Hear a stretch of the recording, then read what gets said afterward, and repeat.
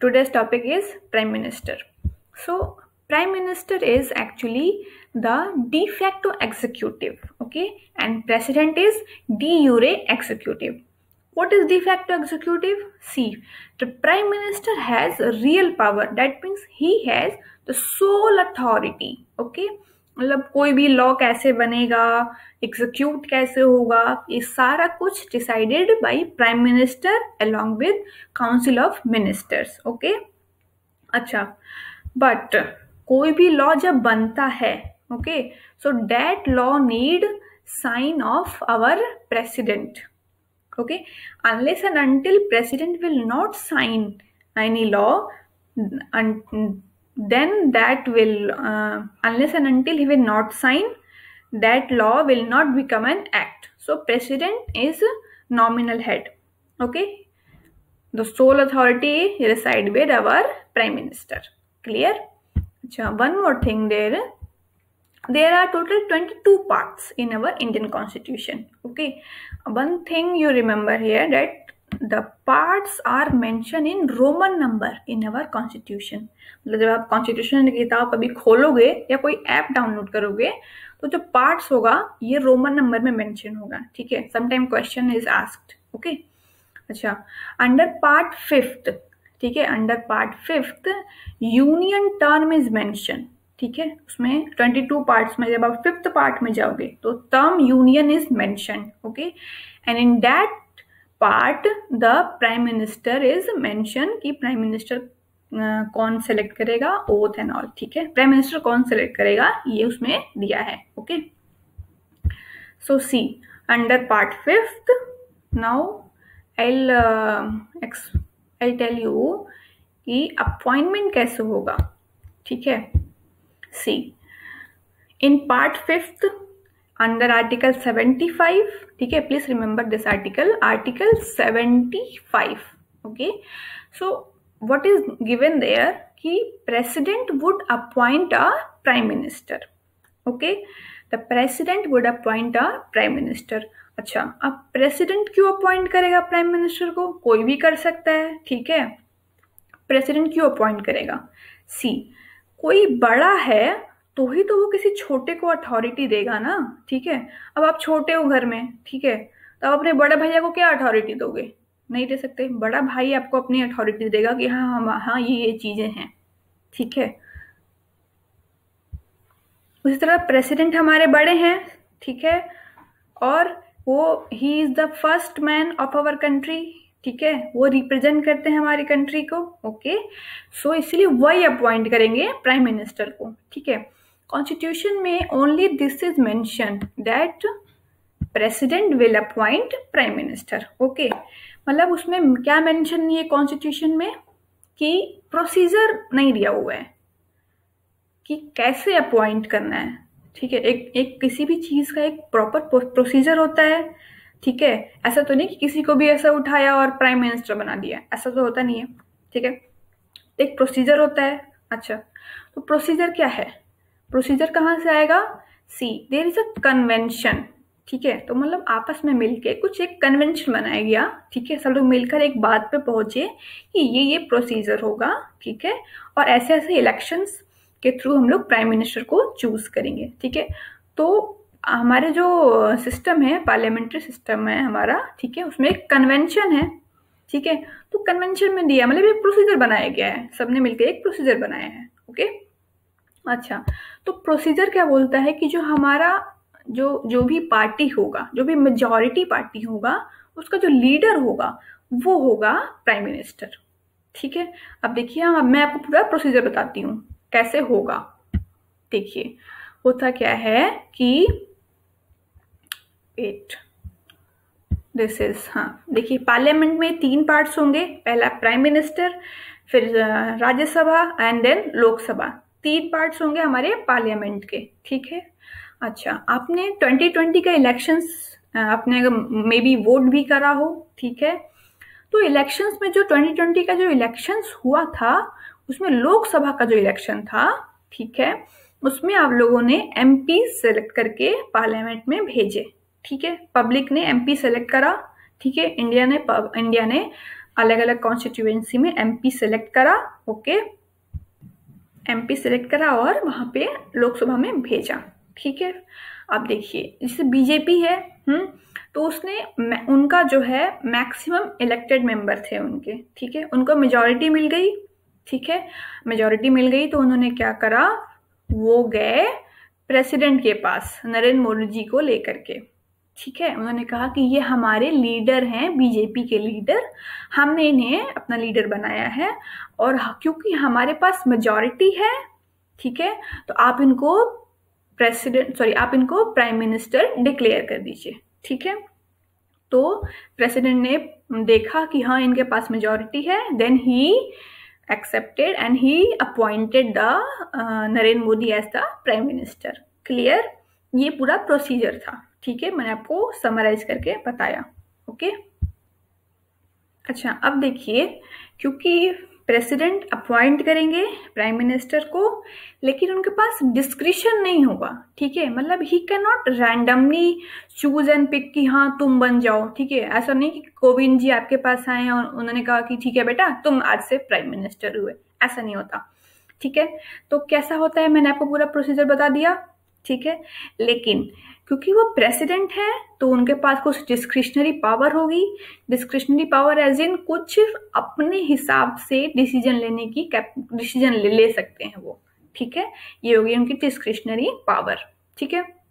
कब कब होगी, देखिए, पहले जब किसी पार्टी के पास मेजॉरिटी नहीं होगी, ओके, अच्छा,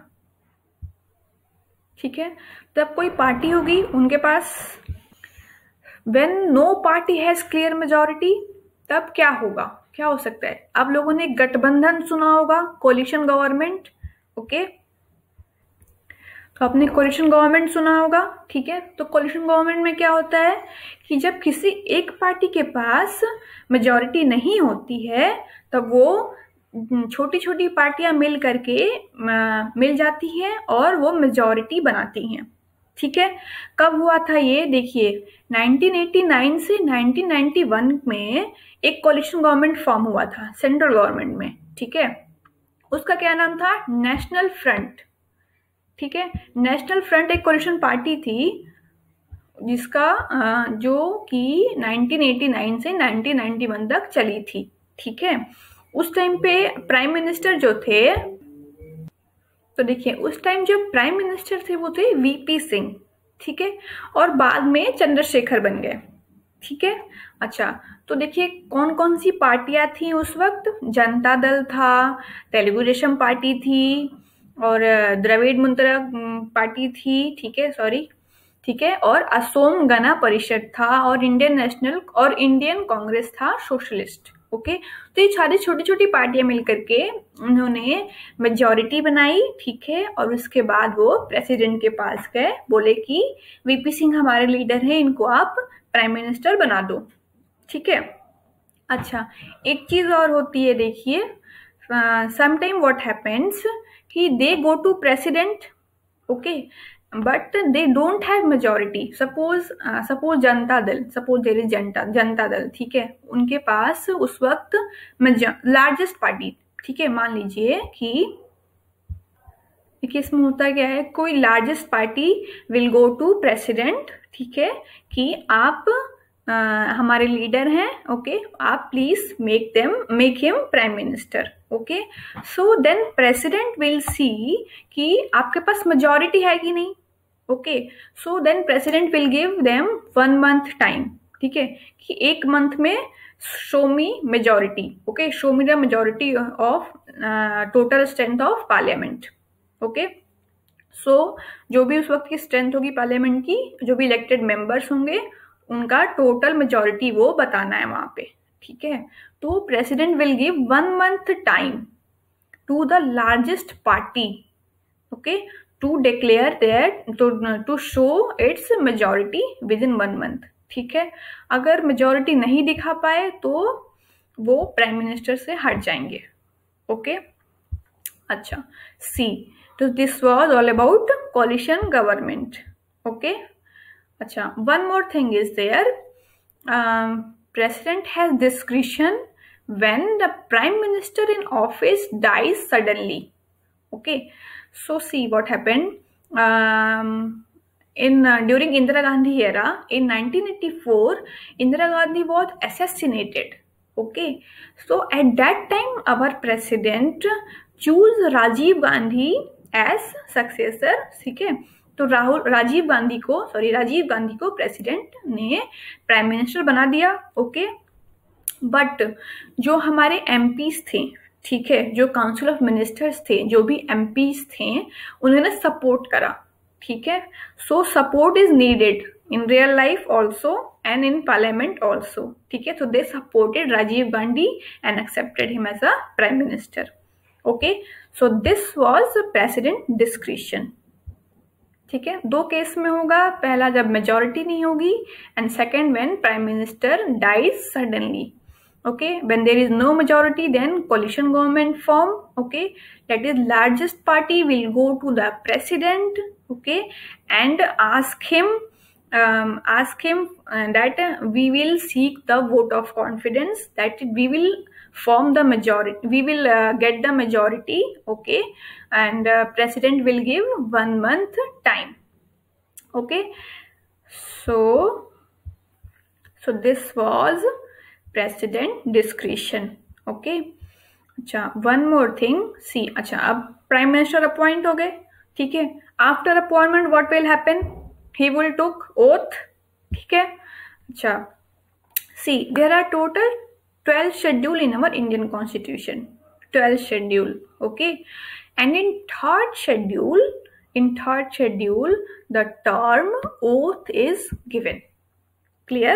In third schedule, term oath is given. Okay, and what is given? Who administer oath on the prime minister?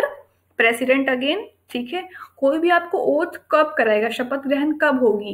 जब आपसे कोई बड़ा होगा. ठीक है, तो प्रेसिडेंट बड़े हैं प्राइम मिनिस्टर से, so he administer oath on prime minister. Okay, अच्छा, the prime minister took oath as union minister. Okay, prime minister took oath as union minister.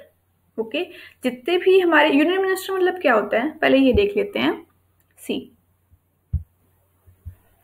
तो देखिए, what is union minister? See, the prime minister select some council of ministers. ठीक है, to exercise executive authority. ठीक है, मतलब prime minister होंगे, वो कुछ मिनिस्टर्स को सेलेक्ट करेंगे कि ये हमारे काउंसिल ऑफ मिनिस्टर्स होंगे. ठीक है, क्योंकि काम बहुत होता है, तो prime minister can not single handedly manage. ठीक है, तो वो क्या करेंगे, कुछ काउंसिल ऑफ मिनिस्टर्स को चूज करेंगे.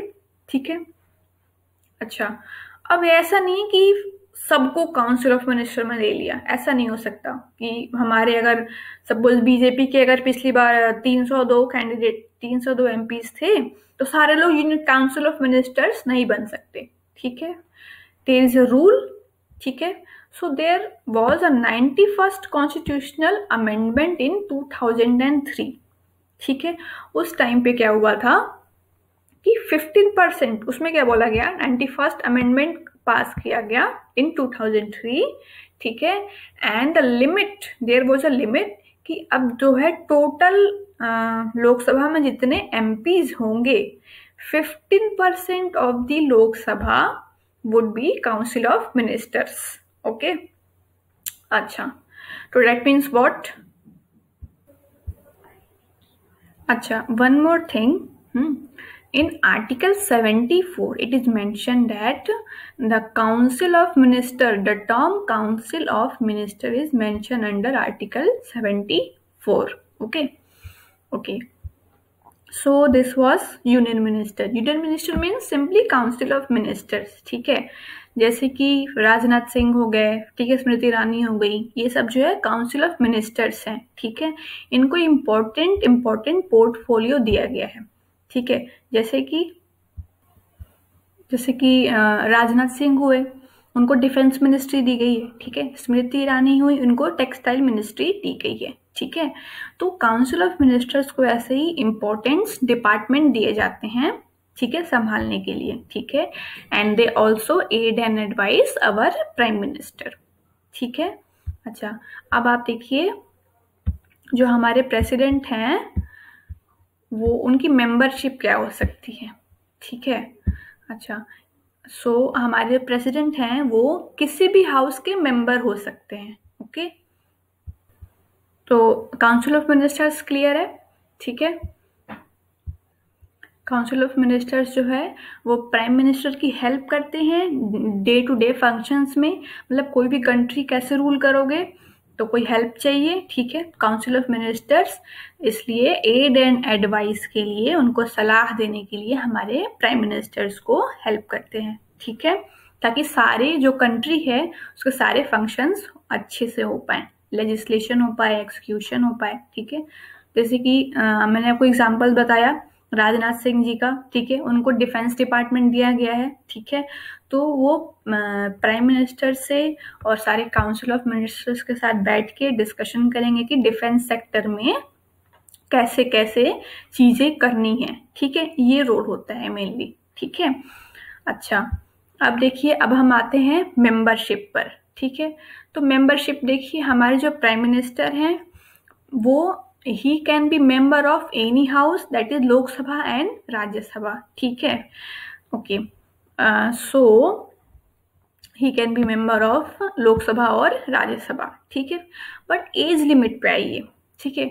अगर prime minister, if prime minister is selected from the Lok Sabha, okay, so age should be 25 years, ठीक है। अगर आपकी एज 25 साल है दैट मीन्स आप एलिजिबल हैं प्राइम मिनिस्टर बनने के लिए, ठीक है। लेकिन आपको उसके लिए लोकसभा का इलेक्शन लड़ना होगा, ठीक है। अच्छा, लेकिन अगर आप राज्यसभा के लिए हैं, राज्यसभा से अगर आप प्राइम मिनिस्टर चुने जाते हैं तो the age should be 30 years, clear, okay. Now one more thing, see what happened in Britain.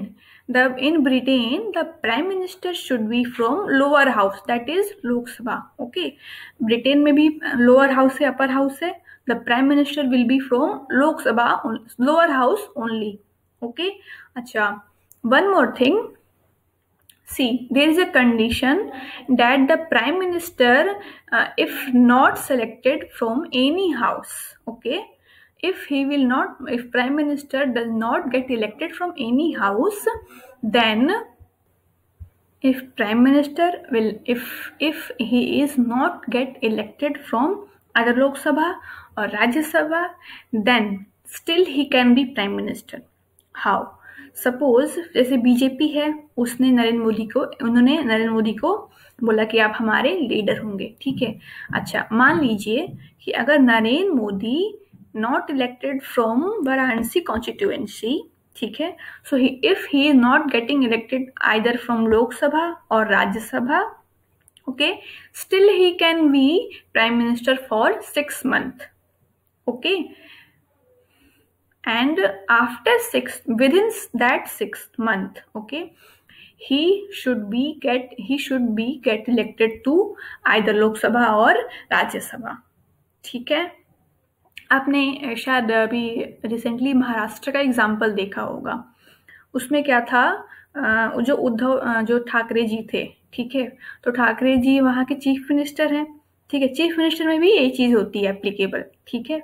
तो वहाँ पे भी उनको he has to be member of either legislative assembly और legislative council, ठीक है। तो वो मेंबर नहीं थे, ओके, बट उनको 6 महीने के लिए चीफ मिनिस्टर बना दिया गया, ठीक है। अब 6 महीने के अंदर फिर उन्होंने राज्यसभा का नॉमिनेशन लिया, ठीक है, उसके बाद वो उन्होंने कंटिन्यू किया, ठीक है। ये चीजें होती हैं। So prime minister can be member of either Lok Sabha और राज्यसभा, ओके। लोकसभा की एज लिमिट 25, राज्यसभा की age limit 30, okay. So this was about little about prime minister. Thank you.